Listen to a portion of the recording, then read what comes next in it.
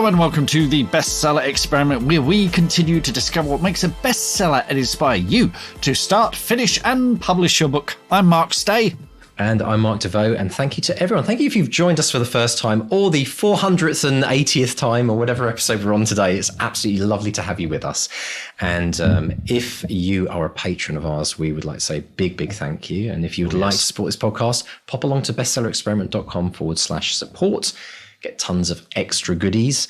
And if you are interested in becoming an Academy member, we have a non-fiction program launching very soon. To get involved, you have to register your interest on the website, pop along to academy.bestsellerexperiment.com and write a non-fiction book with me over the next year or so. It's going to be the most craziest thing I think I've ever done. Can't believe I'm doing this, Mr. Stay, but I'm kind of it might just change the world, Mr. D. It might just change it could bring world peace. We're not, in the next 12 months. So I'm expecting nothing less. Well, I'll give him a best shot, Mark. I'll give him in for a penny, as they say, right? Exactly. Yeah. Totally brilliant stuff. But no, it's kind of crazy. But interestingly, we've talked for many years about dream declarations. We encourage people to write, and we do this as standard on the Academy now. Every single person, when you join the Academy, you have to write down your dream declaration, and it really works. It kind of externalizes this idea that we're going to do something, and by saying it to the world, it's an accountability, and we can't just turn around and say, I'll do that later. It's like, no, we're showing up to do it. And you know what? Mark, another year for me is tripping over very shortly, and there's no time like the present to be getting on with this kind of stuff, because life is too short, as we know. Tick. Yes, it's far too bloody short. Get on with it, folks. Get on with it and make the most of this day, this week, this month, and this year. Talking of which, you're certainly making the most of events at the moment, aren't you, Mark? Blimey, yeah. I'm such a tart in November. It's we're recording this just a couple of days before I go to the MCM Comic Con, and behind me are just boxes of books and stuff that I'll be taking there. But after that, I'm doing a whole bunch of things. So the Little Green Bookshop in Herne Bay, I'm going to be talking to Leslie Ann Jones about her book, Fly Away Paul. That's on the 2nd of November. On Thursday, 9th of November, that's Ashford Library. I'm going to be with Gabby Hutchison Crouch, talking about fantasy, writing fantasy, humorous fantasy. Then on the 16th of November, I'm going to be on a panel with Jen Williams and Alice Chow, A.Y. Chow. We're going to be talking about the roots of fantasy. And then on Thursday, 30th of November, I'm going to be talking to Robert Rankin about his career. It's a lot to take in. I'm just going to put, if you go to my diary page on my website, it's all there. Tickets are available. It's basically what a lot of this is the British Library is doing a whole thing about fantasy. It's a series of events called Fantasy Realms of Imagination. And Surrey Libraries came to me and Kent Libraries came to me. He said, do you want to do some events? I said, yeah. And so I picked some authors that I thought we could have a good chinwag with about fantasy. So and we were talking just how brilliant libraries were just last week. Man, and here they are giving opportunities to authors, opportunities for people and readers and fans to come along and meet people. I think it's absolutely brilliant. So it's superb. It's going to be great. Big thumbs up to the British Library and anyone else who's doing events like this, which just gets people out, gets people into bookshops, gets people meeting authors, inspiring. Because you know what? It's not just about meeting authors. It's not just about readers popping along and getting an opportunity to chat with one of their favorite authors, get a signed copy of the book, get a photo. It's also about a lot of those authors, a lot of the authors that are sitting there doing the book signings, they were in the audience of these things completely 10 years ago. Well, have I told you my Robert Rankins? I'm sure I've told you my Robert Rankins. You have, but mention it again because it bears repeating. It does. It's a good one. I'm getting to interview Robert at the end of November at a library event. It's very, very exciting for me, and I love Robert dearly. And when I was a bookseller and I hadn't even finished anything, I was writing plays and dabbling with the idea of putting on my own plays. And he came and did an event at Waterstones in Epsom where I was the events manager, and we're backstage. And I love Robert's books. I got them all. And I said, hello, Robert. I'm Mark, and I'm sort of writing, and I'm writing plays, and I'd like to write novels like yours one day. And he was very patient and kind with me. And then when the event started, he was talking about writing. He said, and, writers like my friend Mark over here is a writer. So he singled me out as a writer. And immediate, imposter syndrome. But it did inspire me. I thought, right, well, Robert Rankin thinks I'm a writer, so I better bloody be a writer. Yeah, exactly. It is. And it's little gestures like that make all the difference. Oh. it's always the small things. And I've coached on this actually a couple of months ago. We were talking specifically about this idea of imposter syndrome, but we're also talking about external validation. This idea that it sometimes just takes someone who isn't your mum, your brother, your sister, your best friend who supports you in whatever you do. It's someone who you maybe admire in what they do. And it might not be directly related, in your case it was, which makes it even better. But sometimes it just needs that person on the outside to give you that little ray of confidence. And because they've done it, you might start believing that you can do it. And I've seen these little sparks go in people's eyes, and you just know that something's changed. And it actually, every single author that we interview, there's a point. We should start asking this question. There's a point in which, when did that spark happen? Like your Robert Rankin story is an example. Every author will have that story. And I know a lot of authors have told us what theirs is, but it never ceases to amaze me just how magical, how these things happen. So yeah, get out and support your local authors, and also get out there. It's a bit like going to an open mic night in some ways, isn't it? And seeing other people getting up on stage and think, maybe I should give it a go. Maybe I should write a book. That could be me one day. Speaking of open mics, how's the comedy going? Last session tonight, I have a comedy sketch of 5 minutes long, which is a true story, which can't be repeated, unfortunately, on this podcast. How convenient. Let me give you a few. Yeah, I know, right? Totally. Let me just give you a few tasters of what this sketch is about. It's actually about a journey that I did with my family when my kids were very young. They were about, I think, there were the two of them at the time, and I think they were 9 months old and about 2 years old. And we'd flown to North Carolina for a family reunion on my wife's side. But my daughter, we went to 7-Eleven and we purchased, they wanted a slushie, a Slurpee, a slush puppy, right? And they have these things in 7-Eleven called big gulps. Now, Mark, if you've ever... Enormous, like, if you've never seen it, it's like the equivalent of a family-sized Kentucky Fried Chicken bucket. It's a bucket of sugar, basically. and here's the scariest thing. The scariest thing is the rental car that we had actually fit in the cup holder. I've never seen a cup holder. Anyway, cut a long story short. I'm laughing. Okay, good. See, it's working, right? So I'm not doing a routine, but so when we then have a 6-hour drive from the airport to the place we were staying on the coast. And about 3 hours in, after my daughter had inhaled this big gulp like crack cocaine, we started hearing the tummy ache pains in the back seat. Yeah. And let's just say that we had to pull the car over, an emergency. And the only place where we pulled over, it was this big open road. And there was a church and a graveyard and absolutely no toilets whatsoever. So imagine the scene.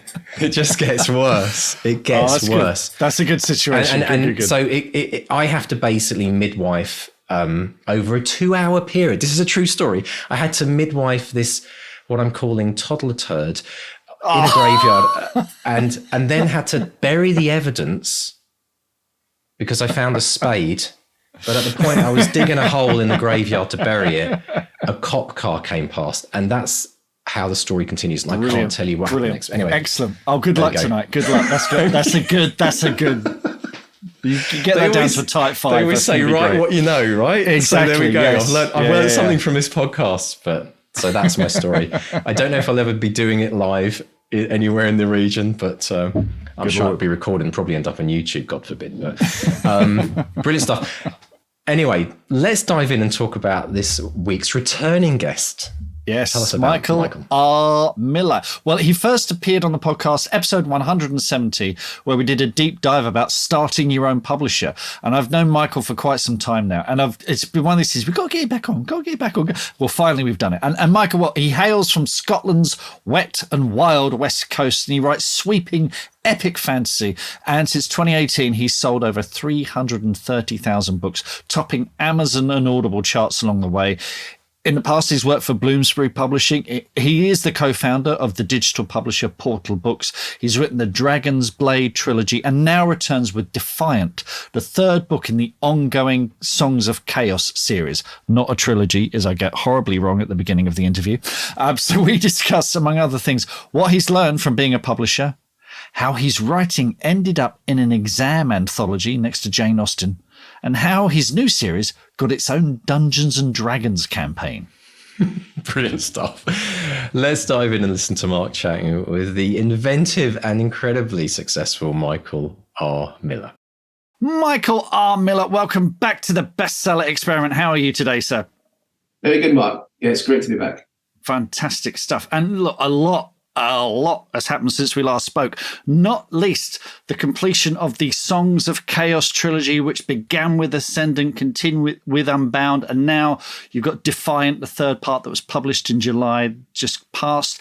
You've sold over 330,000 copies. You've been in the top 100 of all books on Amazon and Audible. It's been an amazing success. You must be over the moon. Tell us about the trilogy and the challenges in completing it. Well, first of all, it's not a trilogy. It's actually going to be 5 books. So there's a little while to go yet. Yeah, okay. We're only halfway, technically. Yeah, it's weird, isn't it? I think the assumption is if it's a fantasy series, it's sort of, you assume it's going to be a trilogy, I guess. That's I think true, a lot of people have assumed that. And I suppose when I started Ascendant, back when I started it, I was prepared to have it be a trilogy, but because it did quite well, and I could expand the story and expand the series, it's going to go to 5 books. Which I'm excited about. And getting Defiant, the third book out, is a huge milestone because, number 3 would normally be the end for many series, for many trilogies, and it would be very cathartic. But this is like the halfway point. But actually, it feels like I've gone over the hump in the series in some ways. Like the middle, the muddiest part of the middle is, literally a whole book is the muddy middle. And having gotten that out of the way, it feels really great. So, so there's a while to go yet.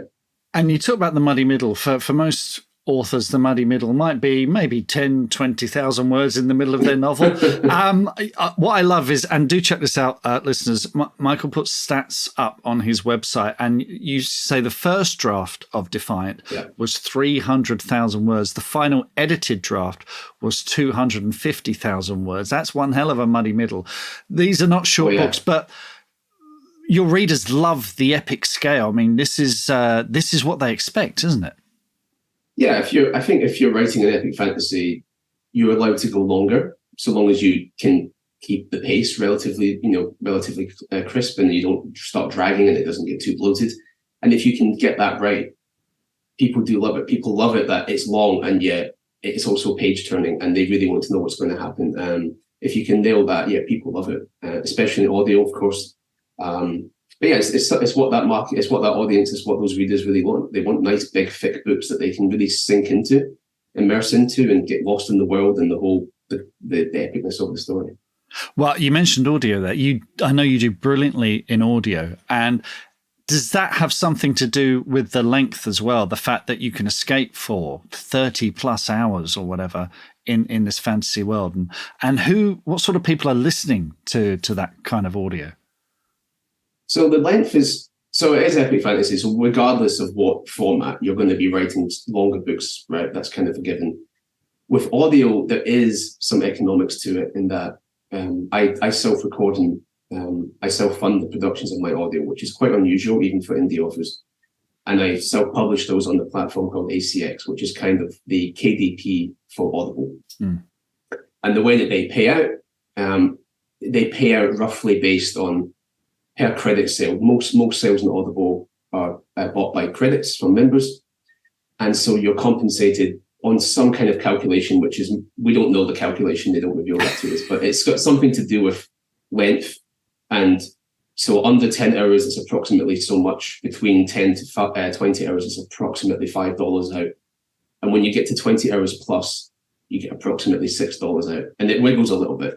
So my very longest box set at 47 hours gets $6.20, but you don't get much more out if you go much more over 20 hours long. But if you hit that 20-hour mark, you are going to get the highest payout that you can get as it stands in the current setup.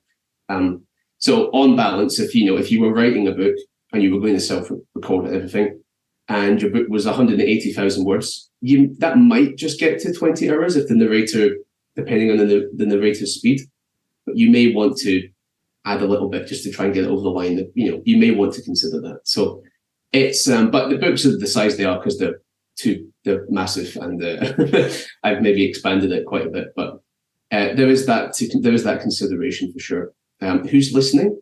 And then, so I mean, most of the sales are from the States. And I think a lot of that has to do with the fact that people have these really long drives. Like, in the UK, we have commutes here, but an hour on the train feels long to us, but people commute that in their car. That would be a shorter commute in the US. I know folk that just drive that every day, to work, and more than that, an hour and a half to work. Truckers are a big audience for audiobooks of all genres because they have just hours and endless hours driving. So audio really helps them. I know that I have quite a lot of families who listen to the books on long car drives because it's a sort of series that younger people, not kids, not little kids, but kind of teenagers and younger folks, maybe 12 and up, can listen to it. They can really enjoy it, but it's also the adults like it too. It's kind of written to be a little bit ageless, a little bit timeless, and not I'm not putting in a lot of graphics. There's no graphic sex. There's no sex at all, really. There's no even too much allusion to that. There's no swearing. There's of course violence. There's warring and stuff, but I don't get hugely graphic. I like to sink into the emotions of what's happening and make you sort of feel about it. But that just tends to make the book more acceptable to all audiences. And I think a big part of my audio audience is families listening to it on long drives because the parents like it too. So that's obviously helpful. And then there'll be everyone else in between. But yeah, I think people doing long journeys, it helps. And so yeah, if you've got one credit and you're going to spend that one credit on a book on Audible, first of all, people like it to be longer because they get more value for their credit. That's how it's perceived. And then they're going on these long car rides. So the longer it is, the more they can sink in. So I think that does play a part. I mean, if you look at the Audible charts, going into, say, the top 100 of all Audible, you typically find a lot of epic fantasy in there, which you wouldn't necessarily find on the ebook charts or the print charts.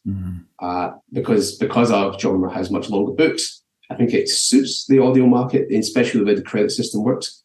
Epic fantasy just sells disproportionately better in audio than other genres, which would flatten us and squash us on ebook or print. And you said that you self-fund the audio, which is extraordinary. Yeah. I know that certainly when we did Back to Reality, we used ACX and we did a profit share with the narrator.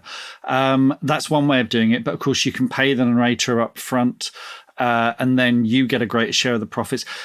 I mean, when you're paying a narrator for a 47-hour audiobook, that's a fair chunk of change, isn't it? That's quite an investment. Yeah, it's clearly paying off. Well, all up front. Well, the 47-hour box set so that was 3 books in one. Gotcha. And that's the way that worked. Just the way that happened to work. That was my first series, and I did the ACX narrator split with the narrator Dave Cruz at the time. But as I came to a certain point in that series life cycle, I heavily re-edited and rewrote quite big chunks of the first book before I put them together into the box set, first as an ebook and then later as the audio. So because I had rewritten a lot of it and then polished it up to my then skill level, I asked Dave, would he be willing to record it?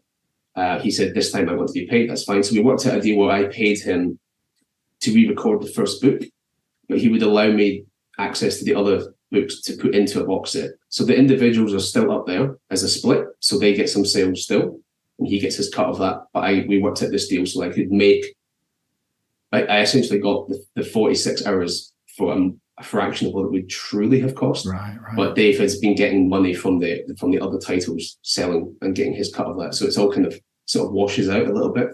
If you were doing a 47-hour recording for one book all up front, yes, it would cost a fair whack, but it does vary a lot. Narrators charge anything from a couple $100 all the way up to $1,000. And narrators will sometimes do it all themselves. Sometimes they want to work with a studio team. So it does vary quite wildly. But I would say a good ballpark for anyone trying to estimate this would be roughly $350 for a finished hour of audio is a good benchmark. You can definitely get it cheaper. You might find a narrator that's just starting out, perhaps. But that's a good benchmark to use. And if anyone's wondering, 1 hour of audio is roughly 10,000 words. Excellent stuff. Talking about words again, You mentioned first draft of Defiant was 300,000 words. The final edited draft was 250. That you've managed to cut 50,000 words, which, as Ben Aronovich once yelled at me, is a novella that he got paid for.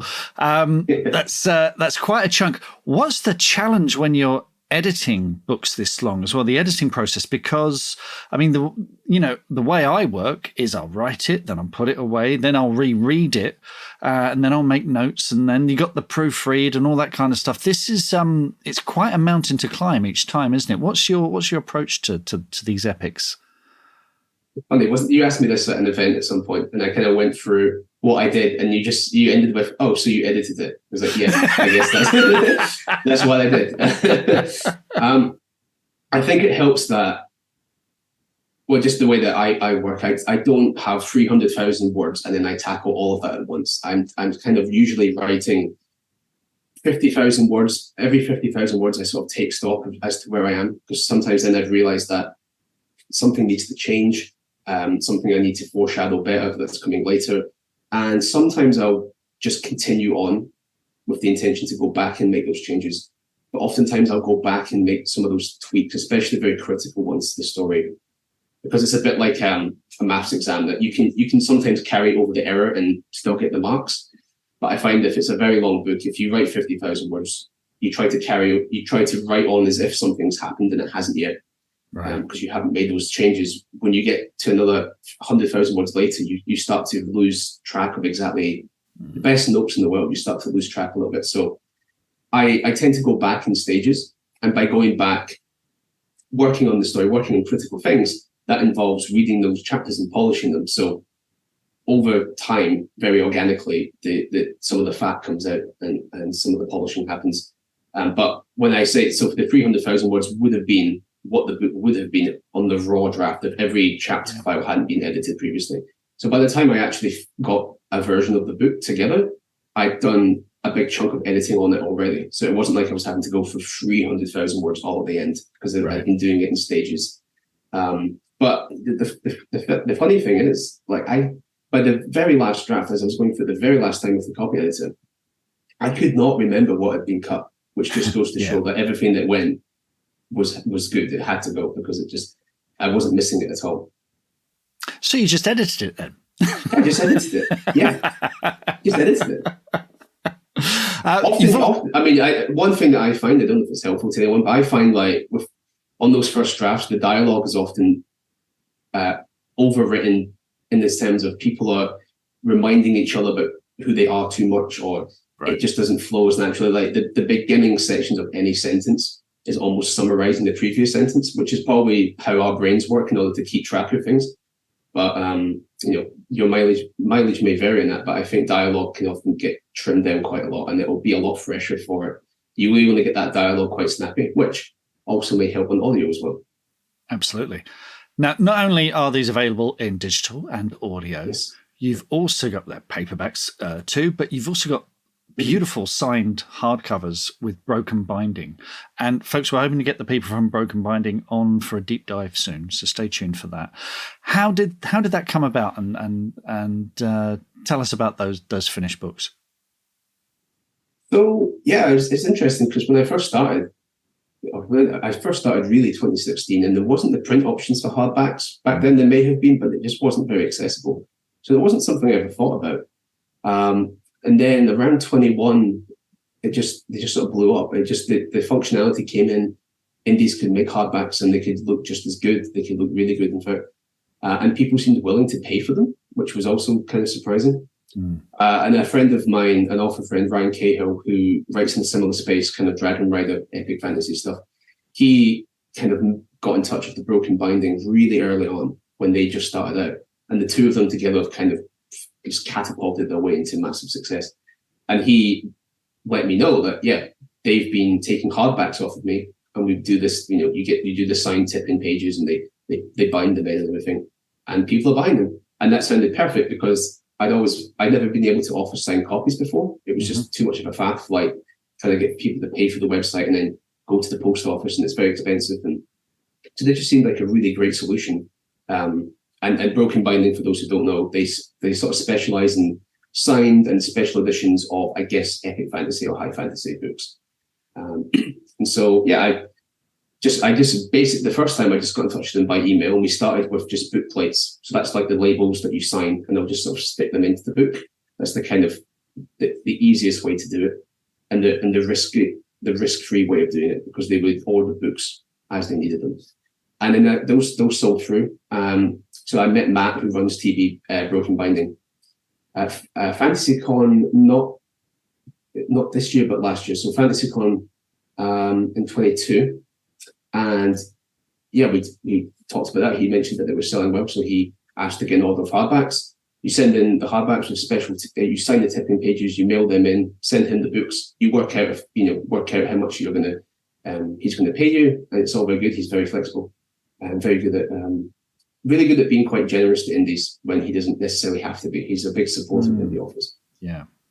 And then after that, just letting people know that they're there. And the only slight wrinkle is I do have most of my readers are in the States. Broken Binding is a UK bookshop, so the shipping for them is a little bit higher than we might like. But a lot of people in the US do subscribe to them and do buy from them, so they're sort of used to it. And it is the best way, that it's the most efficient way that I can do it. It's really fun. It's really fun to go to the warehouse and sign a whole bunch of books. It just feels like a really cool offer thing to do.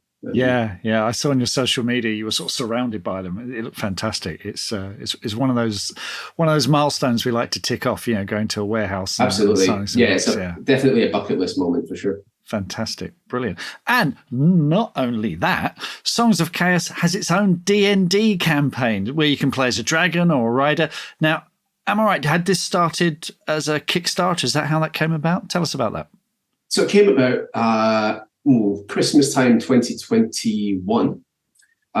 Wider Path Games, who's a small RPG developer, just reached out. They wanted to do a Dungeons and Dragons 5e setting, and they wanted to use an existing book to kind of base it on. And they liked the series. They liked the magic system in it. The magic system in Songs of Chaos is relatively what we call hard magic. It's quite progression systems based. So there's elements of game mechanics in there. So like you can sort of see how you could build a Dungeons and Dragons system out of it, I suppose. Which they saw, which they liked. So they got in touch and just said, "Hey, do you want to do this?" I thought that sounds really cool. Let's go for it. And so it started with it was last October. They launched the Kickstarter for that. Funded really fast. It was really awesome. I think about 500 people all backed it, which was really cool. Because I wasn't sure, because people who read the books might not necessarily want to buy a Dungeons and Dragons version of it. Turns out plenty did. And I think now, it's released now in full. The Kickstarter's been fulfilled, and now, there's a print version of it on Amazon. There's a digital copy from the publisher's website. There's figurines. People can get the little figurines and paint them. Wow. Yeah, it's really quite something. Yeah. Fantastic. I wish what I need is to actually get around to playing it. I need to find a little group to play it. We'll put a link in the show notes so you can check that out, folks. As with D&D games, the magic system becomes that much more formalized. Is that going to affect the next two books in any way? Does it sort of does it hem you in at all, or does it help in any way? No, I just try to treat them completely separate, because Wider Path were doing all the development based off of just books 1 and 2. I hadn't really written much of book 3 when they first reached out to me. And book 3 develops the magic system even further and adds new elements, which I just added in, irrelevant of how that would work in a D&D setting. I don't really know how I don't have that much experience of D&D, sadly. I sadly haven't really had many opportunities to play it. So I guess it doesn't influence me too much. I'm writing the books the way I want to write them. And hopefully they can still, if things go well and they want to sort of do an updated version later with the new stuff, hopefully they can slot it in. Fantastic. Absolutely brilliant. The other thing I want to talk about, which we touched on previously on the deep dive, and listeners, I'll put a link to the deep dive that you can check out, which was back in 2019, I think. You were co-founder of Portal Books. Now, I know you're not working there anymore, but Portal Books, was a digital first publisher. How much has being a publisher affected your writing? Is there any part of you that thinks, I do that differently now. Now I know how the sausage is made, kind of thing. Is that affected how you write at all? Not really. Not how I write. Not how I write, but it's affected how I think about just how books are taken on. I think just having been on the other side of the table, I just have a sense of like I have a lot more respect and sympathy for publishers than I might have done before. And occasionally, when I hear people get salty at them, like there's reasons to be, but at the same time, I know what it's like. Like I know when we were acquiring books, you never really took a book on assuming it was going to fail. You always had some hope in it. There was always something about it, whether it was the person you wanted to work with or the idea and sometimes things don't pan out, and it's really hard. It's really, really hard. And there's not a huge amount. There's not always a huge amount you can do when it doesn't work. But I just know that when you're dealing with a larger catalogue, it's harder to focus on any individual title. And there might be occasions where people who feel that they aren't getting the support could benefit from the support, and no doubt they would, but it is hard when you've got a lot on your plate. When you're at any point editing something, launching something, getting artwork for something, dealing with a narrator, whatever it may be. Just being on the other side of the table, I'm sympathetic, and I feel like I understand why some of the systems of advances and royalties kind of eventually, through the kind of evolution of a marketplace, kind of has come to where it is. And I can understand why those are very guarded and that they don't want to just completely rip it up and start fresh. Because I can see in the indie space where there's a lot of digital first publishers, where you start with the idea that you're going to give out lots and lots of high royalties, but then people who do very well want to start asking for more.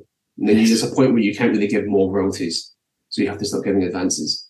But then you're giving advances and high royalties, and then it's like maybe you can't do both, and so maybe it becomes. And then I can see this in the space, and then it becomes, here's a bigger advance, you get a slightly lower royalty, right? You see where this is going, and I think I can just understand where that comes from. But on that sense of like, you would take stuff on with all the hope, with great optimism, and sometimes it doesn't work, and that is really hard. It is very, very hard, and I think maybe some sympathy for the odd editor out there who is going to be as disappointed as you if it hasn't worked out, and if it works, it was their hard work too. Like, celebrate with them. I found occasionally that if things went brilliantly well, it was like you wouldn't get a lot of the glory. You wouldn't get the glory sounds hard, but you wouldn't necessarily get a lot of the happy feelings. It almost felt like a relief.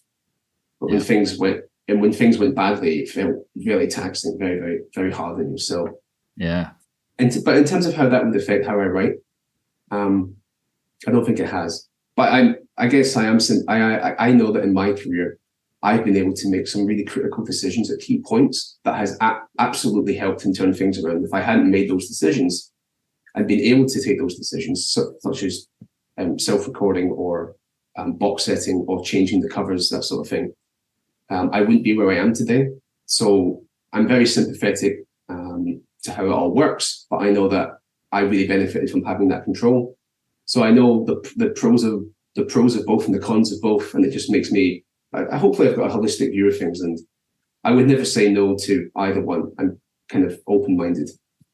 Excellent. It's interesting you mentioned covers there, because the Dragon's Blade covers, which I like very much, they feel much more like UK covers, whereas the Songs of Chaos feel like American. Can you talk about the difference there? Yeah. So when we did Dragon's Blade, it's exactly what happened. The cover designer works with a lot of the UK publishers, everyone and everything, and does every kind of genre. And you're right, they kind of look like more UK style covers, where it's kind of like symbols, flares of color, sort of this really cool graphic design, but not full blown illustration, and there's not a character face on it. And when I was publishing Dragon's Blade and including the initial box set, it did eventually, it found success, that series, in the States, but relatively speaking, I seemed to sell a little, not better in the UK. Obviously the US was selling more, but it just seemed like I had a good bit of traction in the UK. And people in the US seemed to be a bit iffy on the cover. I mean, I looked at a lot of the stuff that was selling well on the US side. It was, illustration, characters. Yeah. So because Amazon and Audible only allow you to put up one version, so one cover one interior file, it was like, well, it's very obvious. I want to target the US market. That makes a lot more sense. Dragon's Blade was also UK English, written and edited. Obviously, that's quite natural, being from the UK. But for Songs of Chaos and everything since Dragon's Blade, I've deliberately written in US English and as well to try and counter some of those things that, people say, oh, this is a badly edited book. And you think, no, it's because people can flag things on Amazon. They're like, this is an error. And the number of times people flag things that are just UK English is just astounding. Right. So write in US English. I made the covers a bit more appealing, hopefully appealing to the US market. And it has the inverse effect. So this Songs of Chaos sells brilliantly in the US. It sells in the UK, but less so than Dragon's Blade did. And possibly because the cover doesn't appeal to readers here as much. Starting to change, but it's one of those funny things. And it'd be so good if they just let us have a US version, a UK version, that would go a long way to helping with everyone's sales. Yes, indeed. As well as the Dragon's Blade trilogy and the Songs of Chaos trilogy, you wrote Battlespire, which was a standalone and is billed as a lit RPG novel. Can you explain why you did that and what lit RPG is? So I wrote Battlespire because at the time, that's when I was deep into Portal books in the early days, and lit RPG was what Portal Books was initially publishing. Lit RPG, the best way it's one of those things that's really hard to describe, and the best way to understand it is just to read one book of it and you'll suddenly understand. It's a little bit like seeing someone on Twitch playing a game and having a story out of it. But really, it's a bit like if Ready Player One had a lot more hard stats and hard magic to it, So rather than, because I think in Ready Player One, the character levels up, but it's all off screen and you don't see it, and it doesn't really impact the story. It's kind of like a combination of that, where the character would have been in a VR virtual world, but they interact with the game world like it would be with like stats and figures and gear and equipment, but gaining more power in terms of your level and everything would affect your abilities and would affect the story. But there are stories that it's kind of like just super, super, super hard magic systems with actual numbers. But Lit RPG has kind of shifted slowly into just progression fantasy. So taking the numbers out of it and just making really hard systems where typically the character starts obviously at level 1 or at the very beginning of whatever power structure there is.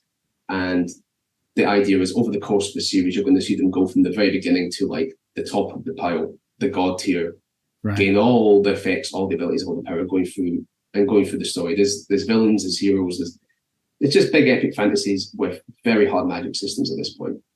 And it's more, I would say now, progression fantasy is more where it's shifted to, that kind of in-between state. Okay. But it was very much that thing of identifying a niche that was hungry for more. I think that's what Portal was about to a certain extent, wasn't it? Yeah. So Lit RPG kind of was really taking off around that time, and it was a really hungry audience, and we wanted to come in and offer really good books in the space that had great editing, great covers, and they just give them a good time. And it's what was really cool about that is there's at least 3 authors I think that write just for Portal Books at the moment that are full time because of that, which is really awesome to have got people there. And other folks have, they might not be full time off of it, or they are maybe something else was successful, but they're getting royalties for it. Like, it's helped people get into full time and be writers, and it's really fantastic. Why I wrote Battlespire? Yeah, it's just because I was so immersed in it at the time. I felt I want to write. I want to try my hand at this, and it was the most fun I ever had writing a book. It also was the quickest I've ever written a book. It's only 120,000 words, and I wrote that in about 3 months, which was very fast. Wow. Very fast for me. It just kind of poured out. It was because I love playing those kind of MMORPGs, love World of Warcraft, all that stuff. So it just felt really great to kind of just take all of that ambient knowledge and just kind of pour it into something. And it was built exactly as right. A Ready Player One style story meets Die Hard. It's exactly what it sounds like. and it was a lot of fun to write. Fantastic. Now, you and we caught up at FantasyCon recently, and you mentioned FantasyCon earlier. That's where you sort of first got talking to the folks at Broken Binding. Yeah. You've been going to FantasyCon for quite a while. What do you get from those conventions? And do you have any tips for anyone going next year, which is in Chester, by the way, and I bought my ticket, so I'll be there. Excellent. Yeah. Yeah, I've been going. So my first FantasyCon was in 2015. And it was like a month before I released the first book, and I had no idea what I was doing. I'd never been to one before. It just sort of felt like, well, I'm releasing a book. I should probably go to one of these kind of conventions. And it was the sort of thing where I got there and there was a bus to take you to the venue, but I didn't realize there was a bus, and I was wandering about like a lost man until someone took pity on me and took me on the bus. And then I had a reading slot, but it was like at 11:30 p.m. on the Friday night, that kind of one of those dead slots. So it was an interesting baptism of fire, but what I got out of it was just, by that point I hadn't really met anyone else that was writing at all in real life, and I knew no one that was into that sort of thing too. So just meeting people that are going through the same experience as you, going through the same tribulations, that can be nice. It's therapeutic. You make friends, and every time I always come away having either met someone new that I keep in touch with, learn something from a panel perhaps, or just sometimes you're not even aware that you picked something up, but I always benefit from going. You learn stuff, you make friends. Everyone hates the dreaded term networking. You don't need to think of it like that, but you never know when meeting someone 1 year and then 2 years later an opportunity pops up, maybe for a collaboration or whatever it may be. You meet the guys at Broken Binding, and they become aware of you because this is the big world and they don't know who everyone is. And suddenly you start selling some hardbacks. I mean, it's just ample opportunity, and it's a lot of fun. And it's a lot of fun. We sit in our writing caves a lot. It's good to get out there and talk to people going through the same thing. Fantastic. Now, I know that you have cystic fibrosis, which is a challenge for anyone. And not only has it influenced your writing, it's influenced your characters and the magic system as well in your series. Can you talk about that? Yeah, sure. I won't bombard it with too much detail, but so cystic fibrosis, for anyone that doesn't know, it's a respiratory condition. It means people see have lungs that are clogged up with too much mucus. Our bodies don't break it down, so we're more liable to like infections and things like this. Incidentally, there's a new treatment that came out during COVID. Actually, it was in the middle of COVID. This new treatment came out, which really cleaned it all up. And a lot of people's life expectancy is now up into the high 80s, 90s, like everyone else. It's kind of normalized things in a way that's just absolutely, it's brilliant. It's completely life changing.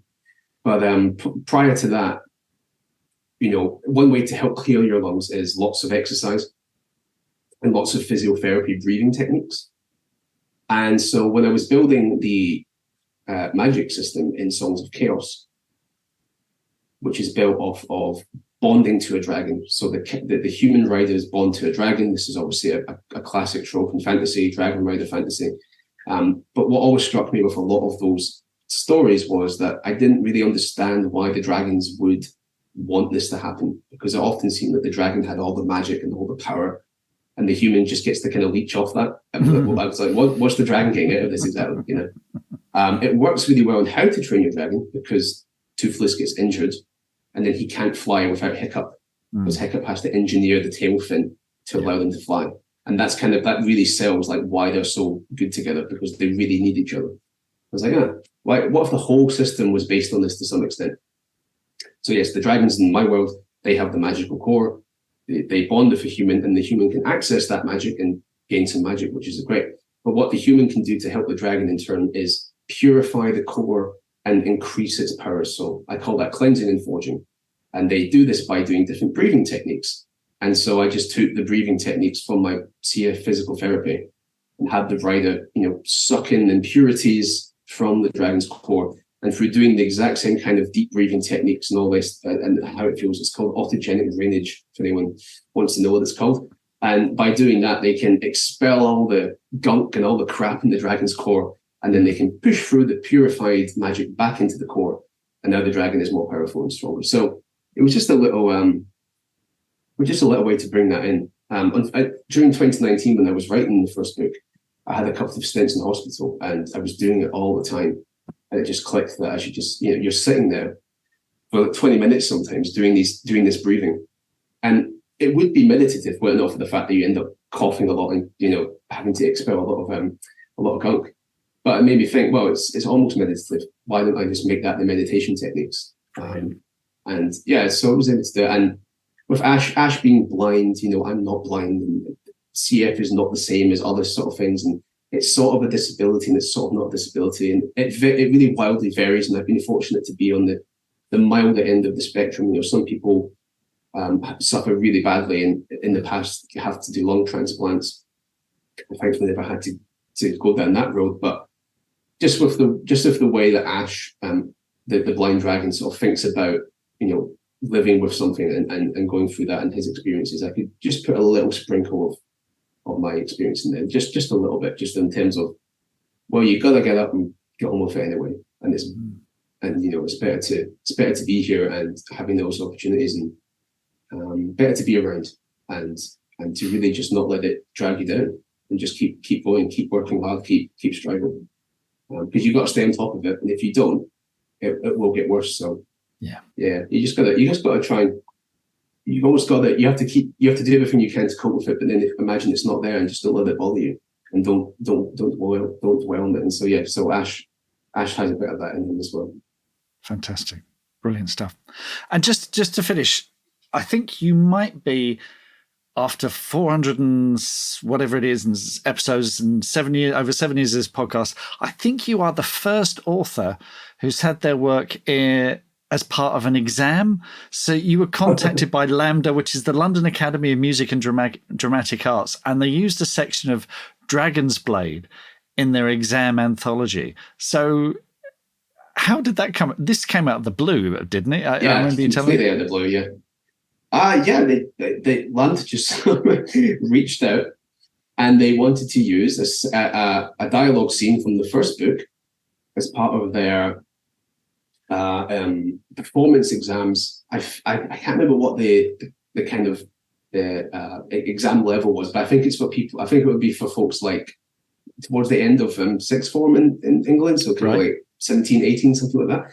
And apparently, just someone at LAMDA, half their job is just reading books and plays and scripts, and then saying, "Oh, that will be quite a good section for this." And God knows why, because I mean, it's absolutely crazy. But I mean, because then everything else in there seems like really, like the titanic pillars of literature and genre fiction. So it's like you've got like in that exam diet, there was like a section from The Hobbit, there was stuff from Harry Potter, there was Neil Gaiman stuff, and there was Tolkien stuff, and then me. It's like, are you sure? But it was very exciting to do it, and I think in the actual booklet that I got sent a copy of this sort of they put all the scripts into a little booklet for people to, I guess, they select which scene they want to do. Yeah. And so on the right side is my section, and then the left side of it on the page is a Jane Austen excerpt from Northanger Abbey, which was just really odd and really kind of baffling and very flattering. And yeah, just one of those kind of cool moments. I guess there's like if we're talking about bucket lists, that's something that I didn't even think would be on the bucket list. No. managed to tick something off. It was very cool. Yeah, just completely out of the blue. Just a very and nice and reassuring, because that happened years ago. That happened, I think, just as the box set was sort of taking off. So it was a nice piece of validation after all that work. After about 3 years worth of work, it was kind of nice to have a bit of validation from somewhere as well. Yeah. Superb stuff. Superb. So what's next? I presume book 4 of Songs of Chaos. So how far into that are you? When can we expect that? The eternal question. I just broke ground in it yesterday, so I've just made a start. So I'm not too far in. Right. In between book 3 and 4, I was working on 2 novellas, which will be available for free from my mailing list. Both the ebook versions and the audiobooks will also be free for anyone that signs up. And then they'll release in a kind of combined print edition a little bit down the line. So that's sort of on its way soon. And now I'm starting book 4, and yeah, it will be big again. It'll probably end up being about 200,000 words, thereabouts. I'm hoping it will be a smoother experience than book 3 now that I'm over that hump. Over the hump. We'll see. Yeah. Yeah. Hopefully end of next year, but no promises. Fantastic. Well, Michael, it's been a joy speaking to you as always. Thanks so much, and let's get you back on again soon. Excellent. Thanks for having me, Mark. It was great. What are your writing dreams? Finishing that book, quitting the day job, becoming a best-selling author? Well, over 4 years, we've studied the advice of over 300 best-selling authors who've collectively sold over 500 million books. And we are excited to announce the Bestseller Academy.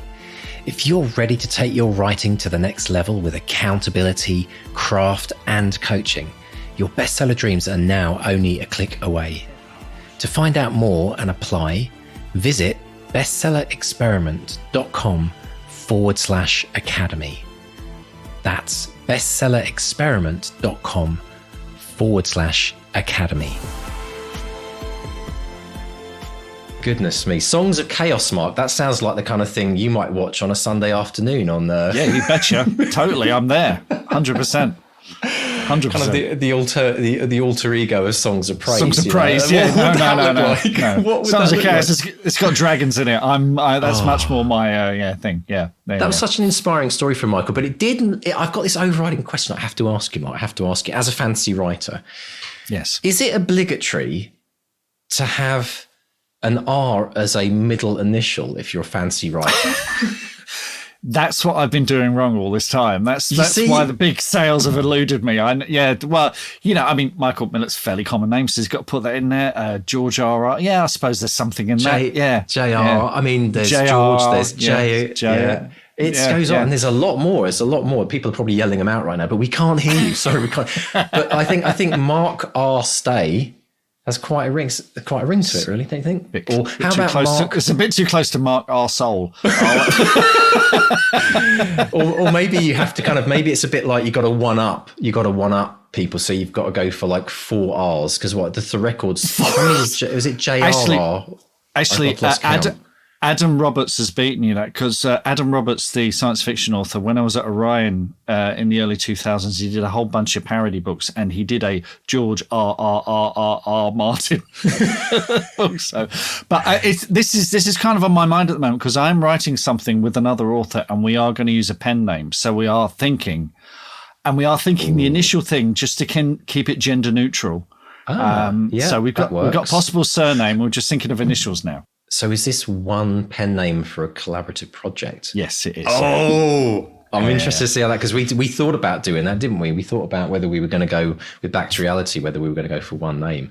This would be very interesting. Well, hang on a minute. Why don't we just put it out there? Have you done a collaborative project with someone and you used just one name? How did it go? Let us know. Maybe we can pick up some tips from that. That's fantastic. Now, one thing that jumped out for me, Mark said, and I love this, he said that in a first draft, the dialogue is often the thing that's overwritten. Is that, you've experienced that as well? I mean, would you say earlier on, or is it always the case, do you think, when you're writing? Is it always dialogue that gets chopped? I mean, your mileage may vary. I like to, I think possibly because I come from screenwriting as well, I like to really let loose on the dialogue and let people waffle. And then, you can cut it back. The other thing I catch myself doing, one of the most common notes I leave myself, although I've managed to catch myself doing it sooner in the process, is I'll write the inner monologue of a character, and they'll be thinking about their feelings, emotions, and then I think, actually, this would be much more fun as dialogue. Make the inner, bring that to the fore, because it sort of brings the scene to life. So, I totally understand that overwriting the dialogue thing. I think it is quite a common error not an error.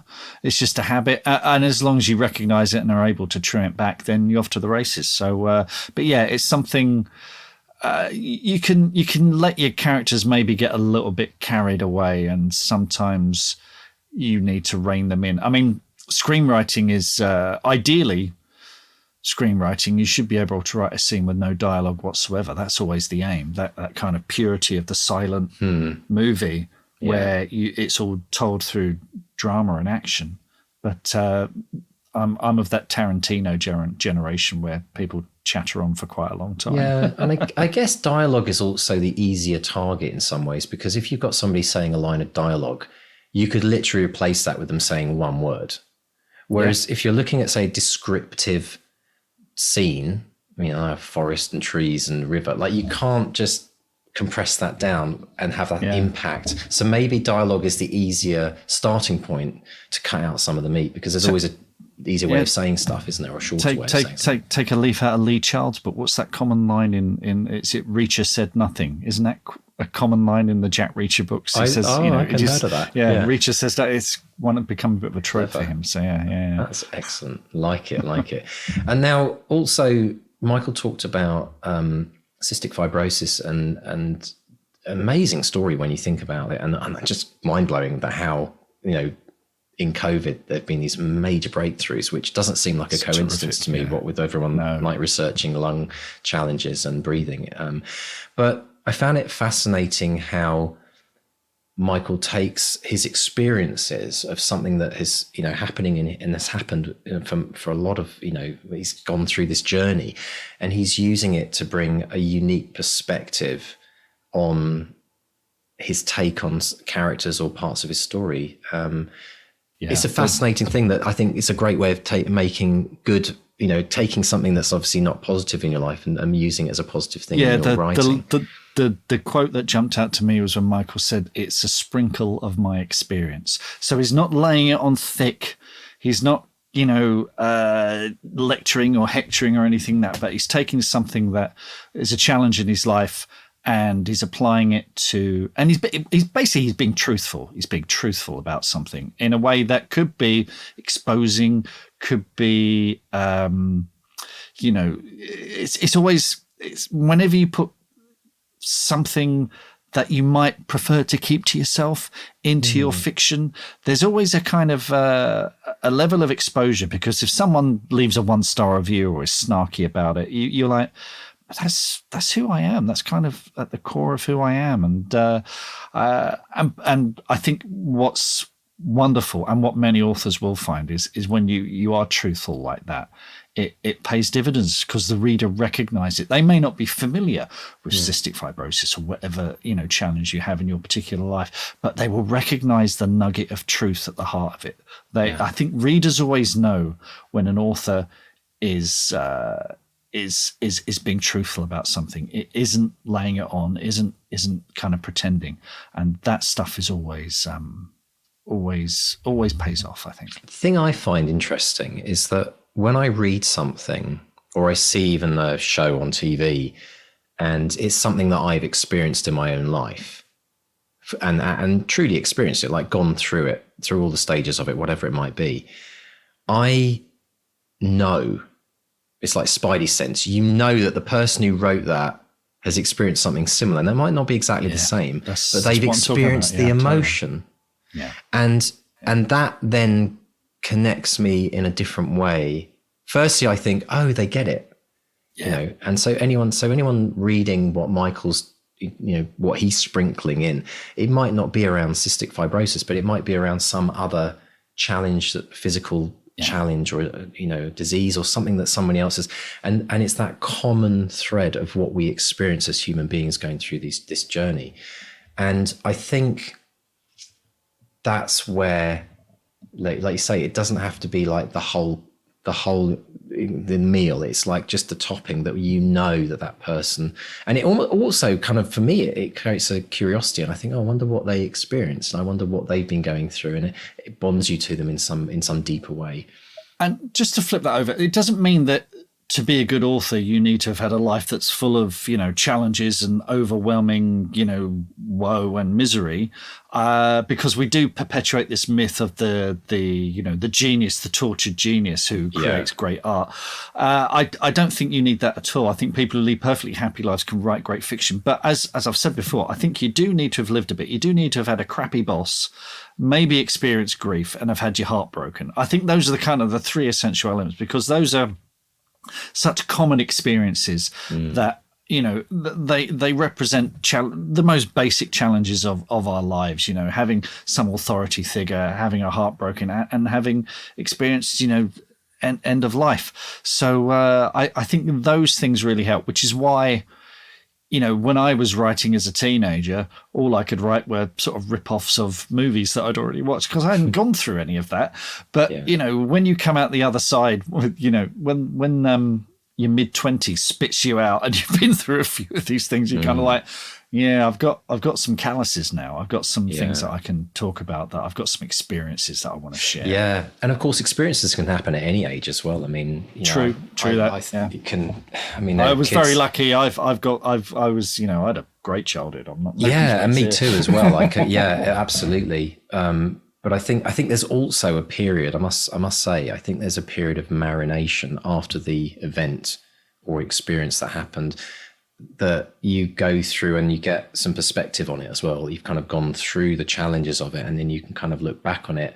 And I think that's where a lot of the wisdom drops in. It's sometimes hard when it's happening because you're kind of in this fog, whatever it might be.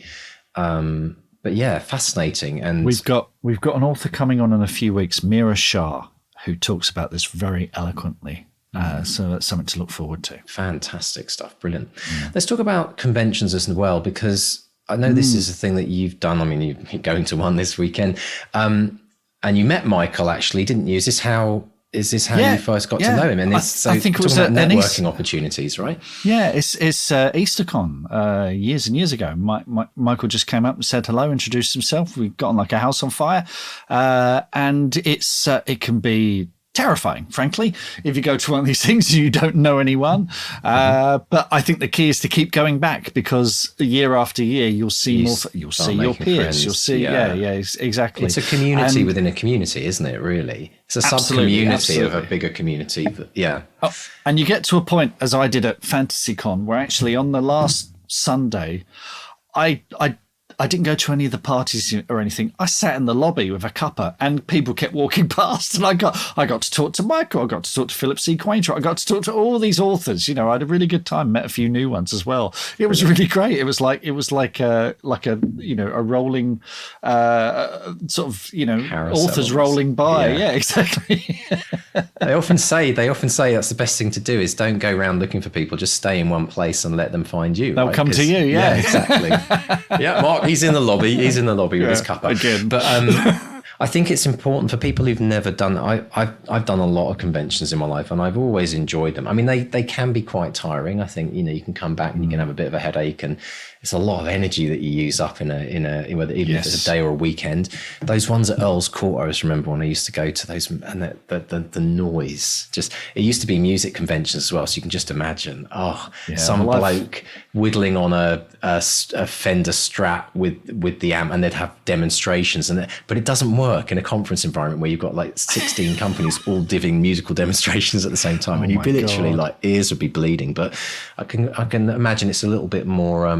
Well, I mean, there's two. I mean, you have things like FantasyCon and EasterCon, which usually at a hotel, and all the meetings and panels are happening in little separate rooms. And the corridors are always bustling. People going back and forth from one thing to another, and they're usually partying in the evening, or there's always food to be had or whatever.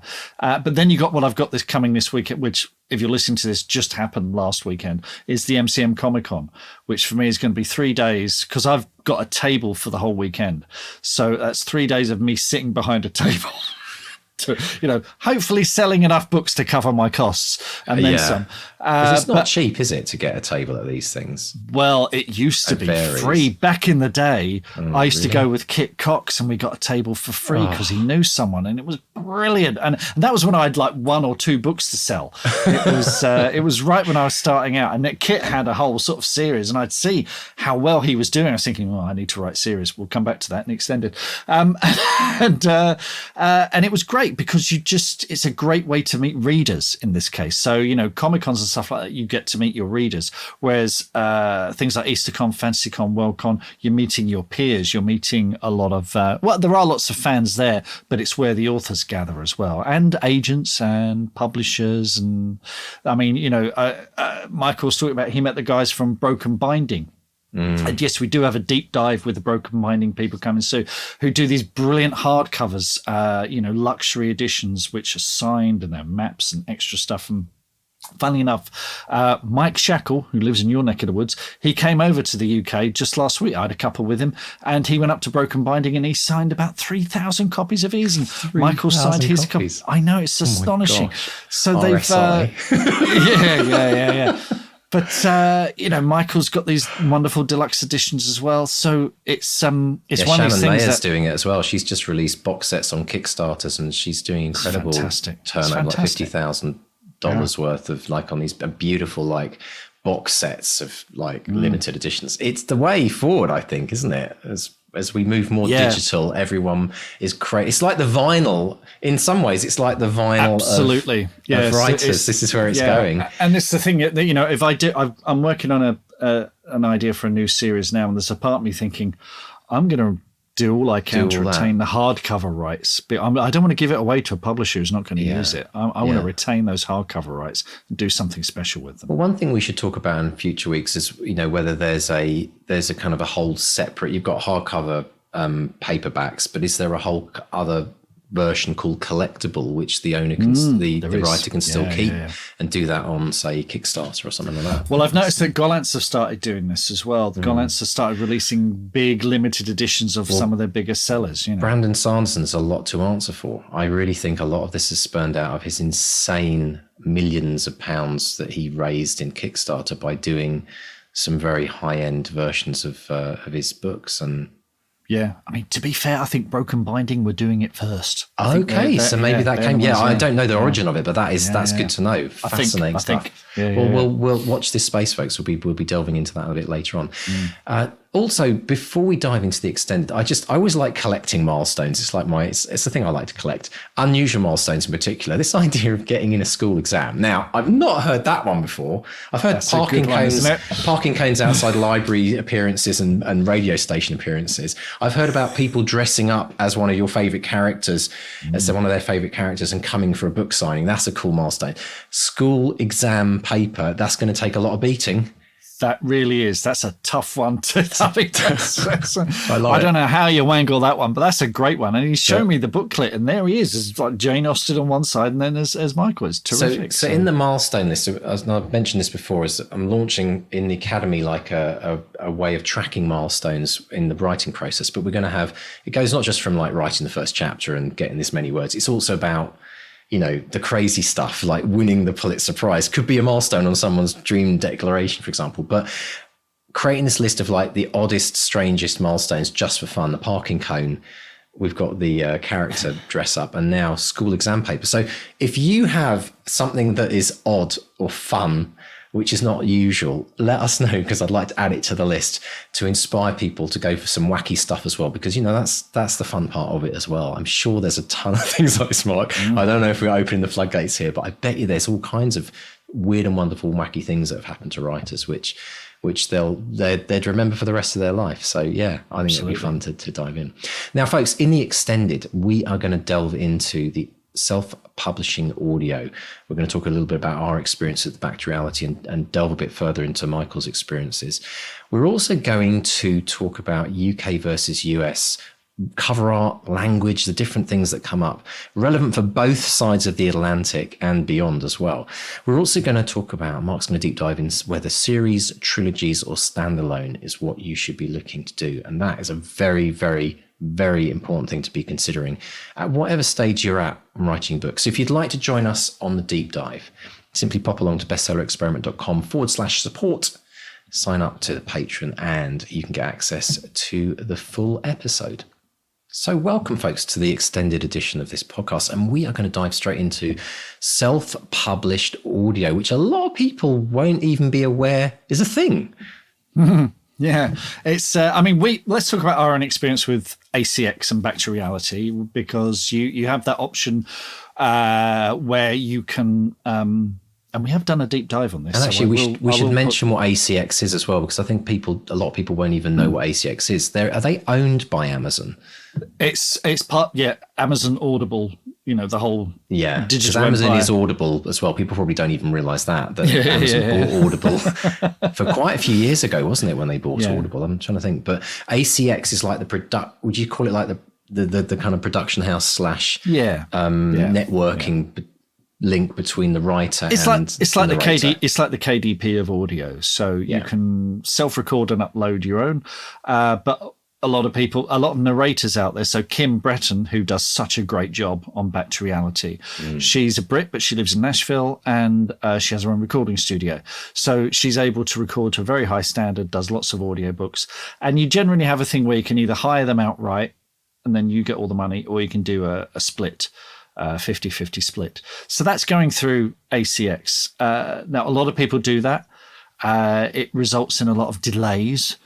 Because the audio always has to be checked. So Audible have a strict quality control thing. So they're not just, if you've recorded it on your, cassette deck from the 1970s, it's not going to be. Pause and record. Exactly. Click, click. Loads of hiss. I'm using Dolby B. A lot of podcasts out there. I mean, we've noticed that. Mention no names. But it's like there's such a difference in quality between audio on any spoken word, right? Yeah, exactly. But what Michael's been doing is essentially been funding his own self-funding his own audio. So he's been, hiring narrators, as he detailed in there. Someone who does this brilliantly as well is Queeve McDonnell. Queeve has been doing this, and he's been selling direct. So he sells direct from his website before he sends it to Audible. And I'll put a link in the show notes so you can check this out. So, and he's, funny enough, he's got a sale on at the moment. So Queeve sells all of his audiobooks, which will be about, 8-9 hours long. He's selling them for $7.99, which is what in the UK, what you pay for an Audible credit each month. You're paying that each month. So it's essentially the equivalent of an Audible credit. But what the difference is, the money is all going to him. Yeah. It's not going through. I mean, you've seen our ACX statements. We're not getting rich on that, are we? Well, it's interesting though, isn't it? Because it gets cut so many different ways. So obviously we're sharing the end royalty that we get because we co-wrote the book, but we're also sharing, the percentage with the narrator, and we're also, and then Audible obviously are taking their monster cut. I don't even know what they take actually. What is it? Is it 50% or? It's such a mystery because you it's have hard to know. If it's part of the subscription, it's a certain percentage, but if someone buys it as a standalone, it's another percentage. Yeah. So it's and then very Michael complex. was talking about how there's also some dynamic metric around like length of time that people listen to.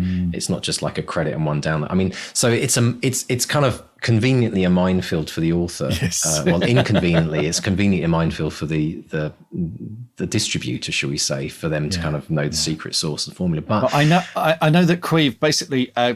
Queeve's got a new book out, came out a couple of weeks ago, and the audio book came out direct from him at the same time. But I know he's given it to Audible, but he's basically said to his readers, I have no idea when it's going to be. It could be 6-8 weeks before it's available on Audible because they have to go through that long quality control thing. So it takes. Do you know takes if it's a while. possible? Do you know if it's possible to actually sell direct, like you and also have it go through Audible, or are you signing an exclusive deal with Audible when it goes through them? You can do both. You can do either. You can do both. And that's what Queeve's doing. Queeve is taking less of a percentage from Audible in order to sell direct himself. But of course, he's making so much more money from selling his audio directly than he might ever do. I mean, Queeve has a massive newsletter list. He's got, a huge fan base, so he can do that. But I can see a future where this becomes the norm. Yeah. And I guess the only downside of that is you're probably giving up ranks and sales positioning, because if you're selling it direct, then it's not getting tracked, is it? Same conversation we had last week about. No, but these things. But at the end of the day, I just get the feeling these things are becoming less and less relevant. I know we kind of founded this podcast on getting those, number one bestseller things, but but it's first and foremost, it's about making income, and if you keep most of the income, if not all the income, selling direct, then even if you do it up front as a way of giving it to your kind of hardest core fans who are like, and those fans also know that they're supporting you more by getting that buying it direct, which means you're more likely to be able to deliver more and more future books and audio to them. So fascinating stuff. Fascinating. The other thing we were going to cover, which is something that comes up quite a bit, and talking to Queeve as well, he kind of went through this, is this UK versus US language cover art, something that you're considering as well. Is that right with your books? Yeah, well, I'm editing The End of Dragons at the moment, and I'm looking at the artwork for The End of Magic, which I like very much, but it's a very UK cover. It's very design led. You know, the characters are essentially silhouettes on there. Whereas if you look at the bestsellers, certainly in the US, they tend to have sort of digital art with a character on the front, you know, wielding a sword or some kind of action and a dragon or whatever. I mean, you know, if you look at Michael's first trilogy and his new trilogy, the first trilogy has a very UK cover, and the new trilogy has a very US cover. In fact, the first trilogy he packaged as an omnibus, and he put a US cover on that. And I know that's done really, really well as a result of that cover change. So these things really do make a kind of a difference. So that's something. I mean, the other thing is fantasy authors, artists, cover artists, they ain't cheap. You know, this is the thing. I'm just thinking about all the poor indie writers out there. You're thinking, 2 covers? Oh, I'm struggling with just one. And it's also, I mean, it strikes me as so interesting that, like, people speak in the same language, and different cultures, I get it, but it strikes me that this really does make a difference. But it's a pain in the butt, really. I mean, it'd be nice if you could just do one universal cover that everyone loved, and you didn't have to keep worrying about, you know, the differences between covers. But I mean, it seems to be a very, very common thing, doesn't it? And I think do all major publishers do this with every major book they put out? Do they always have different covers? This is the difference between, one of the big differences between traditional publishing and indie publishing. If you're on Kindle or whatever, you can only put one cover up for the whole world. You can't put a different cover up for the UK. And you remember we had this conversation with Back to Reality. Yeah, whereas traditional publishing, usually because it's 2 divisions of a different publisher, so Orbit UK might put up a different cover to Orbit US, or Gollancz will put up a different cover to whoever publishes that book in the States or whatever. So I mean, if you look at Brandon's covers, Brandon Sanderson, the covers in the States are done by a guy called, I think it's Chris McGrath.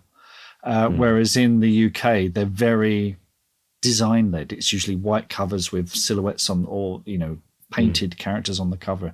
They're very, very different. But the stark contrast is those covers work for the different regions. Although that said, that, you know, I've been at events with Brandon, and you'll see a lot of UK readers coming up to the counter with the US edition because they like that kind of painted artwork. And Philip C. Quaintrell, who we've had on the podcast, he hires Chris McGrath to do his covers. And it's not, I mean, you're looking, I'm guessing about $3,000 to $4,000 for one of those covers, you know? Yeah, that's a lot. If you're going to sell Philip's quantities, it's worth the investment, you know? I do think that it's one of those things where this becomes a subject for consideration when you've kind of made the money to then pay for that other cover, rather than, you know, for a brand new author out the gate saying, right, how much I'm going to have to spend on this. And, but it's, you know, I think it's, I mean, some ways you could look at it as a, you know, like we were talking earlier about having different hardback versions, and you could have kind of almost limited edition versions that you could sell in different countries, which would just at least give you an opportunity to test the market out for that. But yeah, I wonder how much of it is due, going back in history, due to that classic case of someone in a different country running their division, wanting to put their stamp and something unique on the book, and it's now become a thing. When I put my album, I'd sub-published my album in a record label approached us in Australia and New Zealand, and when we did the deal, you know, the first thing they said is, can you send us the artwork, because we'd like to kind of put our own spin on it. And I thought, really interesting. There was no specific need to, but they just wanted it to be different so that they had something unique to sell in Australia and New Zealand, so people, you know, wouldn't necessarily just buy it on Amazon. So it feels more like as much a limited edition sense, but over time, like you're saying, there are now stylistic things which have become tried and tested that work in both, and that's what separates them. So. Yeah, and publishers will change the titles as well. You know, you look at Harry Potter, it's the Sorcerer's Stone in the US and Philosopher's Stone in the UK. Yeah, which makes sense, I guess, if it's a language thing, because that's the other thing we're going to talk about as well with language.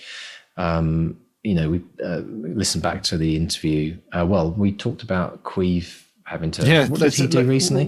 Without turning this into the Queeve McDonald show, he did his author's note on language from one of his books. I think it was Disaster Incorporated.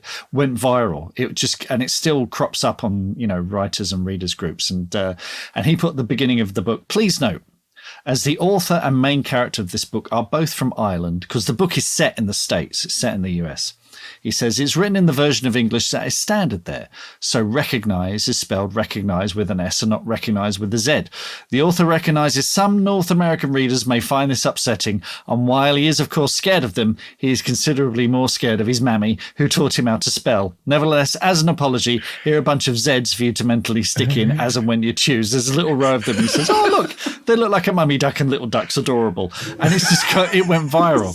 And it's I think as long as you're up front with the reader. Now, Michael R. Miller, he's dealing in epic fantasy where, the majority of authors, I think, that are doing well on Amazon.com are going to be Americans. And, coming from a tradition of David Eddings and what have you, where they're American authors using those American conventions and spellings or whatever. So he said that, by switching in that second trilogy to US English, he's had fewer of those kind of comments where someone's saying, oh, this is typos, blah, blah, blah.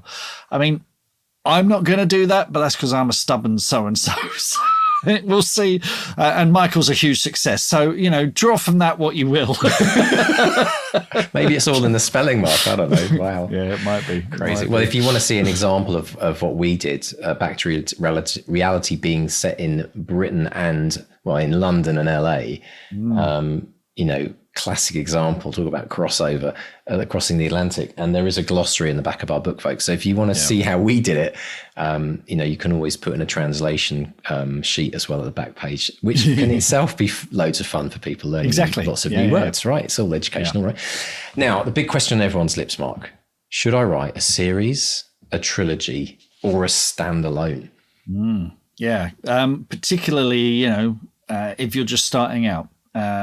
So the idea, let's face it, the idea of writing and finishing one book feels like a mammoth task. So when you start thinking about, I'm going to write a series, it can feel a bit overwhelming. But it's definitely something you should think about when you first start to outline your book, because, why just sell one book when you can sell a trilogy, a quartet, a 7-part saga, a long-running series? There's tons of evidence to show that authors who produce series of books have much greater success when it comes to marketing the books and building an ongoing readership. Shannon Mayer, we mentioned, massive success, multiple series running. She's just, the top tier when it comes to this kind of thing.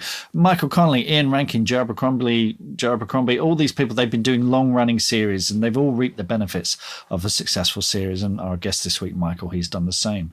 Of course, many exceptions to this rule, but let's have a look at why you should investigate writing a series. And let's be honest, some genres work better than others. Fantasy, science fiction, procedural crime, they all attract the kind of readers who love to lose themselves in a series. Science fiction, fantasy fans love exploring worlds. Crime readers love to see a detective solve a new crime with each book.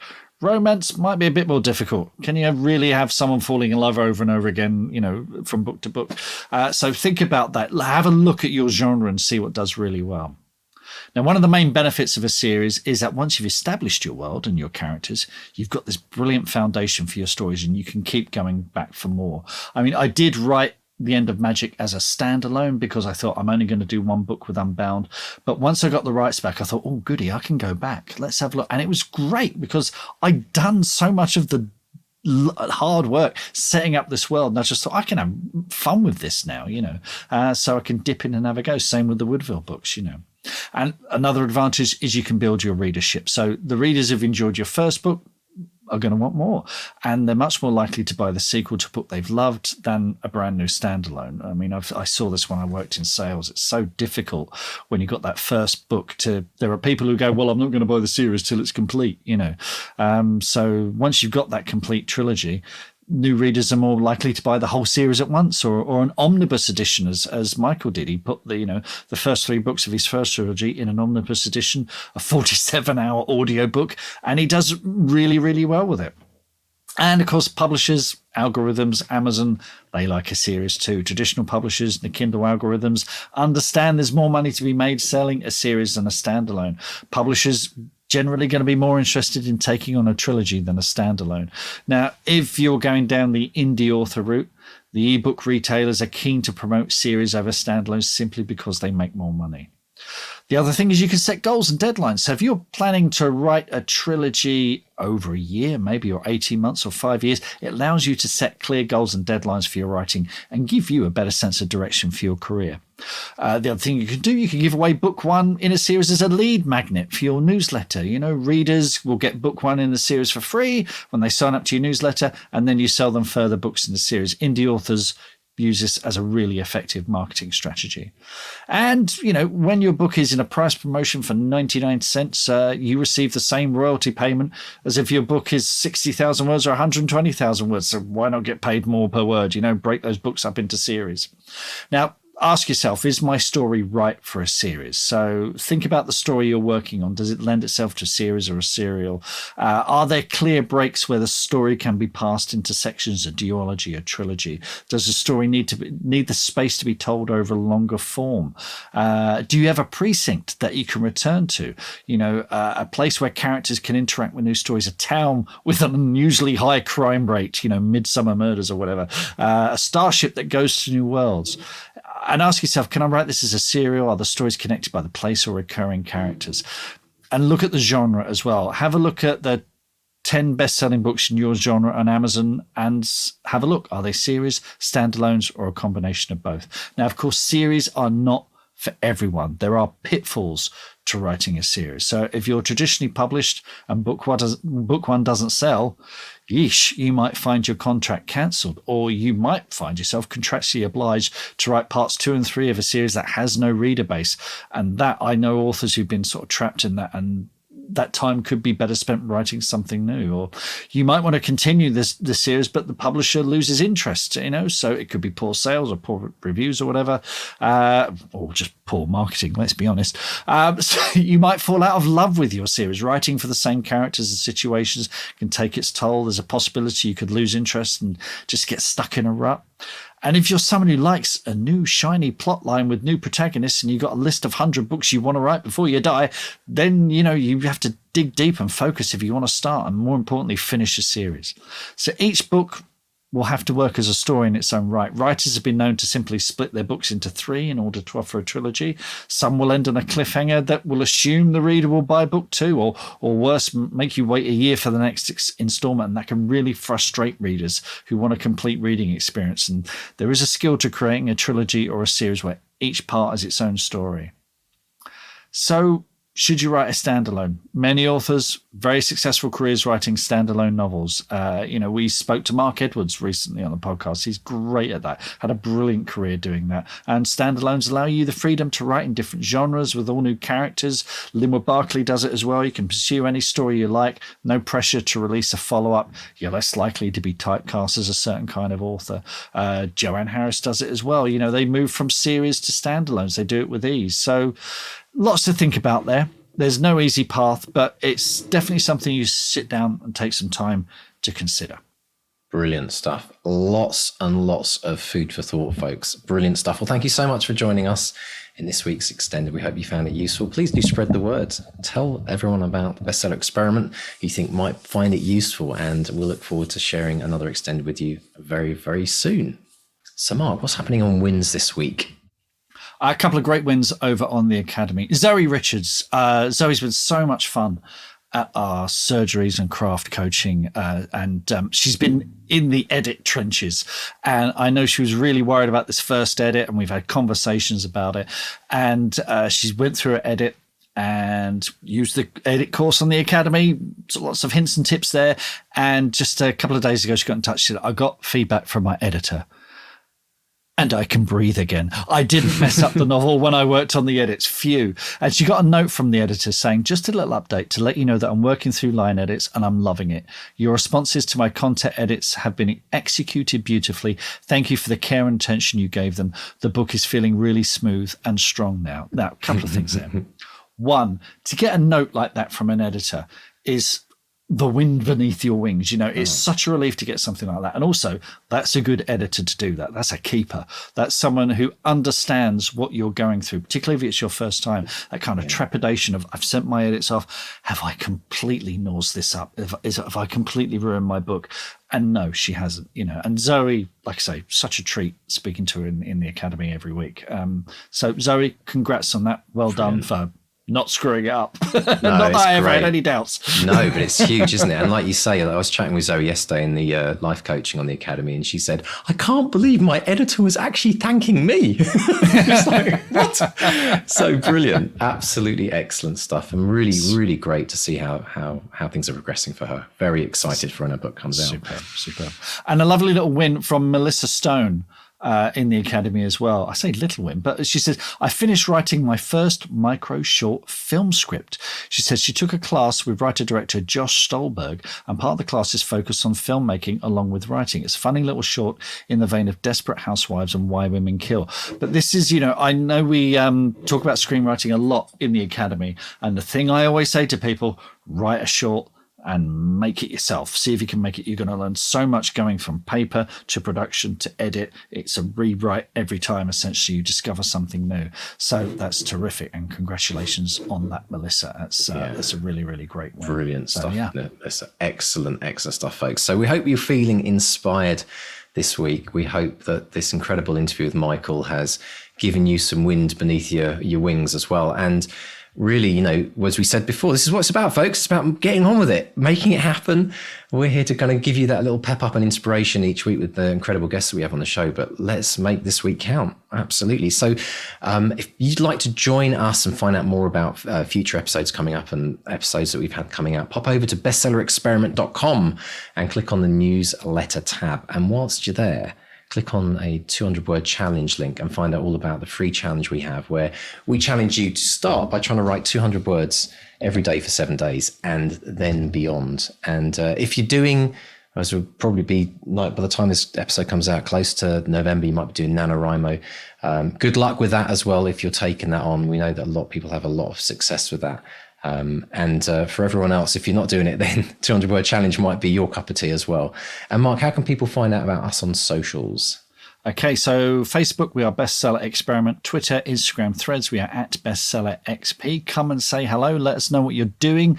Leave us comments about the show or anyone who's inspired you. And if you've enjoyed today's interview with Michael or any of the hundreds of authors that we've had on the podcast, do give us a rating or a review, and please subscribe. All of those things tickle the algorithms in all the right places and help make us more visible and help more writers, again, bring world peace. That's ultimately what we're doing here, isn't it? Absolutely. Yeah. Brilliant. Excellent stuff. So great. Folks, have a brilliant week this week. It's an absolute pleasure being with you again this week. Bring your friends, and we'll speak to you this time next week. So goodbye from Mark 1. And goodbye from Mark 2. Goodbye.